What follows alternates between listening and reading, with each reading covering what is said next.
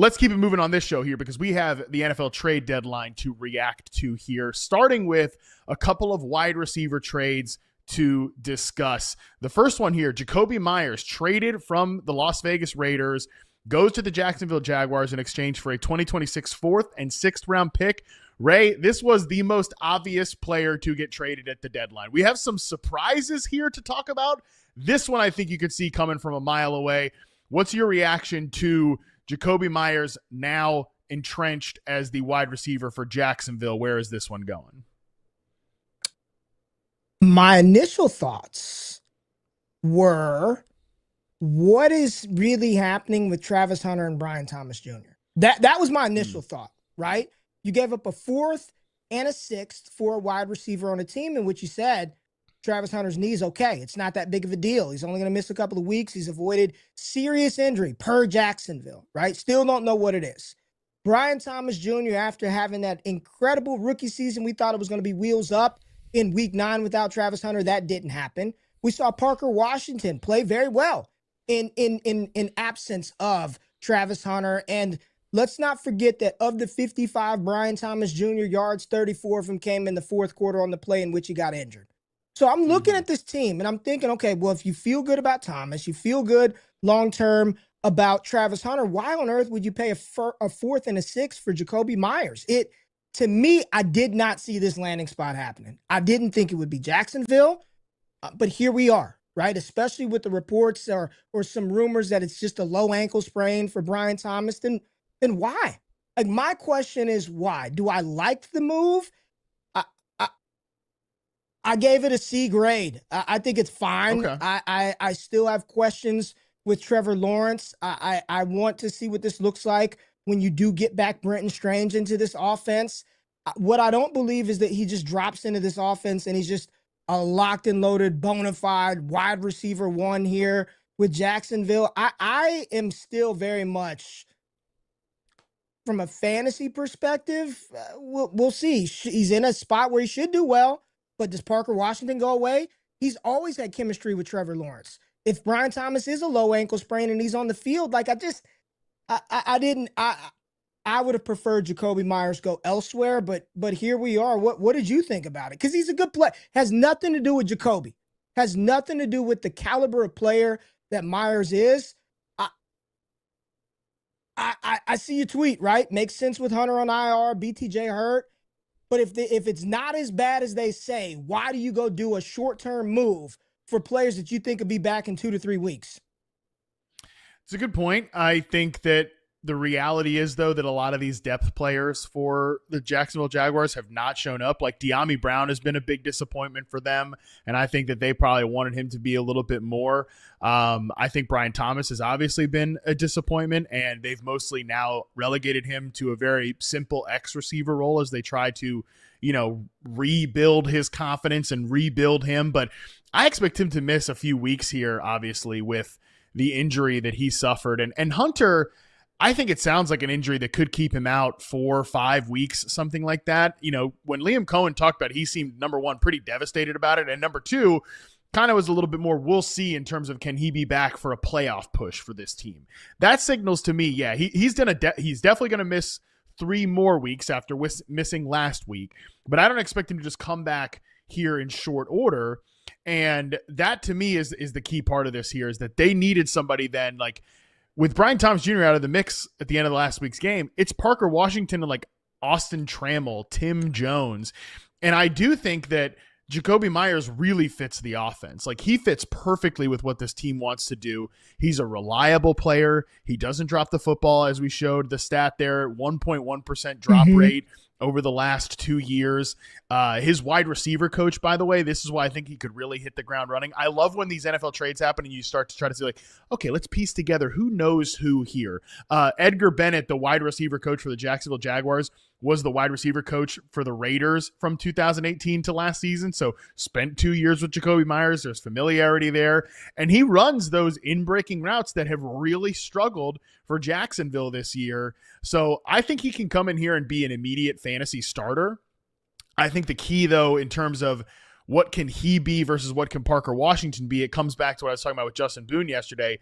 Washington played 61.3% of the passing snaps in the slot last week, and I think he needs that to have his best game, to put out his best output. I think he's a slot receiver. But Meyers, though, despite being kind of profiled as a slot guy, he only ran 33% of his snaps from the slot last season when he had his best year with the Raiders. He has multiple seasons over 70% success rate versus man coverage and reception perception. Like, I think he can be the flanker slot and then rotate a little bit with Parker Washington. And then that kind of just leaves BTJ as more of an X receiver until Travis Hunter gets back. So I do think for the next few weeks, he can immediately be like a starting option in fantasy for this team.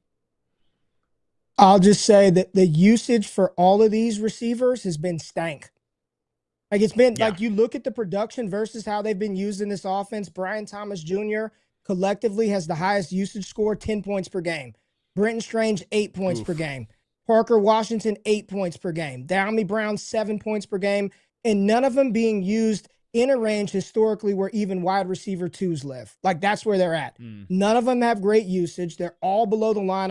I'm looking at Trinity over on DD, and that's weeks 1 through 9 of the season. I don't think anything that you're saying is wrong.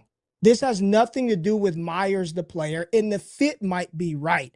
But number 16, the guy that's operating the offense, and what we've seen from these receivers that we've all said were going to be great, has been suboptimal in Jacksonville. So now you drop Jacoby Meyers in there. Are we talking about a 10-point per game guy? And that's full PPR, not even half PPR. The usage has not been good in Jacksonville, and I don't know if he's that caliber of receiver to just come in and command it all, to turn it around for Jacksonville. I wanted to see him elsewhere. I think it's fine. I think it's a fine move. We'll see how it plays out. I'm reserving judgment on this one. I think your skepticism is probably warranted considering just how shaky this Jaguars offense has been overall. Back in his former team there, Las Vegas, anything reacting to what we're going to see now in Vegas with Jacoby Meyers out? Oh, man. Matt Harmon, if you were able to get some of that cheap Brock Bowers, I think that's the biggest takeaway. This offense, they're operating out of 12. They got Michael Mayer on the field. It's Brock Bowers. Like, that's really what it is. It's Bowers. They're going to run the ball with Genty to keep defenses honest, but it's run your offense through number 89. He's not a traditional tight end. He is. I really like how they're using him and Mayer on the field together. It's Trey Tucker. I'm not expecting a lot from Besh, from Lockett, from Deontay Thornton. It just feels like it's going to be a heavy dose of Brock Bowers, and you're hoping for a big play with Trey Tucker in this offense. Yeah, I think that's right. Brock Bowers, you can just go ahead and write 10 targets a game in at this point. Crazy. He played, I believe, 11% of his snaps in line in this last week's game, like completely moving around the formation. Everything just felt so much better with Brock Bowers in there. I do think Besh probably takes Meyers' spot as the slot flanker receiver. But then again, like, Besh didn't play a snap last week and Tyler Lockett was the third receiver. So I'm not sure that like Pete Carroll and these guys are being forward thinking. I think they're currently just living in the moment. So I could be completely wrong about that. But from a fantasy football standpoint, I don't think any of these guys other than Brock Bowers are really going to matter here. As you mentioned, they threw out of 11 personnel on a league low 29% of their plays in week 9. So we should see a lot of Michael Mayer in the offense going forward. Second wide receiver trade to talk about here, Rashid Shaheed traded to the Seattle Seahawks. Ray, did you like this one a little bit better than you like the Jacoby Meyers trade? He goes to Seattle, does Rashid Shaheed for a 4th and 5th round pick in 2026. That's what the Saints get back for him. I loved it. I think the fit in how well Sam Darnold is playing right now, they're pushing the ball down the field. You like the coach and player connection. There's quite a bit of coach and player connection here with Rashid Shaheed. Teaming back up with somebody that he had in Clint Kubiak prior. But I love the fit. And I love this fit for Shaheed. But more importantly, I think the big winner in this move is the quarterback, Sam Darnold. I think that walking out of this trade, it's not where Shaheed slots in and and all of that. I think he's probably going to be for fantasy a lot of what he was in New Orleans, right? And maybe without some of the concentration of targets because they do have two good tight ends. They run 12 personnel at the highest rate in the league. They're using Barner and Arroyo. You've got the best receiver or one of the best receivers in JSN playing. We saw Torrey Horton have a breakout. A lot of people worried about Horton, not as much for me. I think this is just a move that, in my opinion, does two things. One, signifies that they do trust in Sam Darnold. Like they believe in him enough to let's go find somebody else to open up this vertical downfield offense that we already have. And they're doing it without a strong rushing game. Like this is a big boost in vote of confidence for Sam Darnold. I think JSN is fine. I think Torrey Horton, his role is going to be what it is. It's a rookie wide receiver that's very talented. I like the speed and the dimensions that they have on this offensive, on this field right now. Like you talk about pieces to a puzzle, like everything fits here in Seattle. This was a great move for the Seahawks. I think it's a great move for Sam Darnold and this team. Yeah, I completely agree. Like projecting him from Rashid Shaheed from like a playing time perspective and how it's going to fit with Torrey Horton after a breakout game is tricky because Seattle ranks 31st in 11 personnel rate and 29th on passing plays out of 11 personnel. But they do have a little bit of a logjam at wide receiver now with JSN. And I'm so with you. Like, let's just get this on the record. JSN loses nothing here. Okay. He's like the best offensive player in the NFL. He's going to lose 0.0% here because they traded for Rashid Shaheed, any of that stuff. He's awesome. The whole freaking plane is built out of how do we get JSN the football. Okay. So he's fine.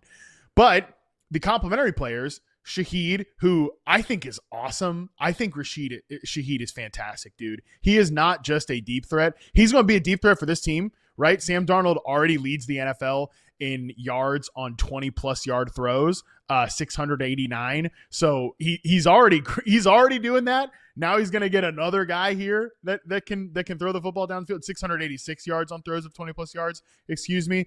Now he gets Rashid Shaheed here. That's going to just add more layers to your point about the Sam Darnold hype. Like Sam Darnold could be a weekly QB1 going forward. That wouldn't surprise me.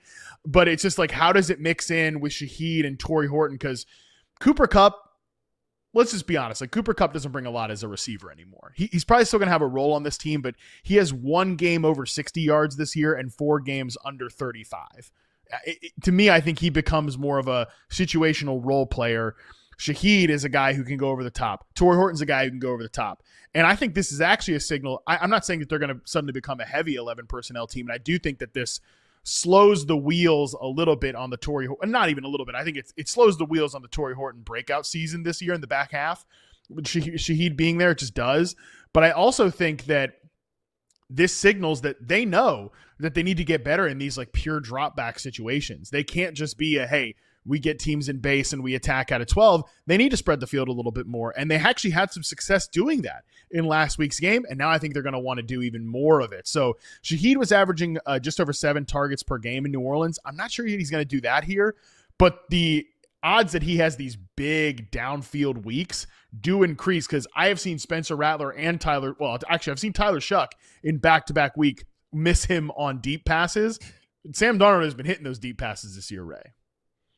Yeah, Sam Darnold's 97.4 PFF passing grade on 20+ yard throws since 2024. Rashid Shaheed since 2023, 94.5% PFF passing grades on targets of 20+ yards since 2023. Like the fit is great. This is a great fit for the Seattle Seahawks offense. I think it will, even if he's not drawing coverage away from JSN, because I don't know if he's that good to where they're going to shell to his side every time, it is something you have to account for. You cannot just go out there and say, we stop 11 and we're good. You've got to worry about Shaheed. You've got a young wide receiver in Torrey Horton, even if he's a complimentary player. Like, this is a big play weapon that we've already seen find success in the NFL. Arroyo and Barner are 2 very solid tight ends. And then once they figure out what's going on with Kenneth Walker or Charbonnet, I mean, this offense is cooking. And nobody is complaining about old Clint Kubiak now. I love the fit for Shaheed. I think he is a big play flex kind of option week in and week out because you want to buy into good offenses, and this is one of the best in the NFL. Yeah, Torrey Horton from a dynasty perspective, it's going to depend on if they extend Rashid Shaheed or if Rashid Shaheed is going to follow Clint Kubiak when he gets a head coaching job next year. Because that is looking like this is one of the best offenses in the league, and he's got a great last name. I'm going to tell you what, that guy's going to be at the top of a lot of head coaching interviews, but it does. There at least has been some rumbling that, yeah, they want to keep Shaheed around. They want to extend him. But I love your point about, hey, they're going to do some things to align Smith and Jigba and Rashid Shaheed next to each other so that they can free up number 11. A lot of this is just going to be, that's the same thing with Torrey Horton. It was like, hey, get him on field and be the on-ball receiver so we can move JSN around a little bit more. They're going to have even more flexibility to that because Shaheed, again, despite being just a deep threat, I'm telling you, I was just posting some clips about this earlier. Like, he runs real routes and he wins at all three levels and can play all three receiver positions. So very exciting receiver core that the Seattle Seahawks have. I don't think we need to say too much about what's left in New Orleans. It's Chris Olave is going to get a lot of targets. Juwan Johnson's going to get a lot of targets. And maybe they try to get Devon Vele, who, by the way, they traded a 4th-round pick for this year. And now they basically just like swapped him out for Rashid Shaheed. They're going to try to get him involved here as well. Yeah. Olave, Johnson, Kamara, I don't know what's going on with the Russian attack. I don't know how much of Shuck you watched, but Matt, I was. I just watched. Yeah. Yeah. I saw a lot of Taysom Hill. Let's leave it at that. I saw a lot of Taysom Hill. I mean, it's Olave and it's Johnson, right? Like, those are the two winners from this trade. It's Olave and it's Johnson. I think those two guys are weekly starters. You know, Johnson matchup depending on your tight end spot. This is going to be, and I believe as we look at the screen that one of the linemen are no longer there anymore either. So I don't have a lot of excitement about this New Orleans Saints offense outside of those two pass catchers.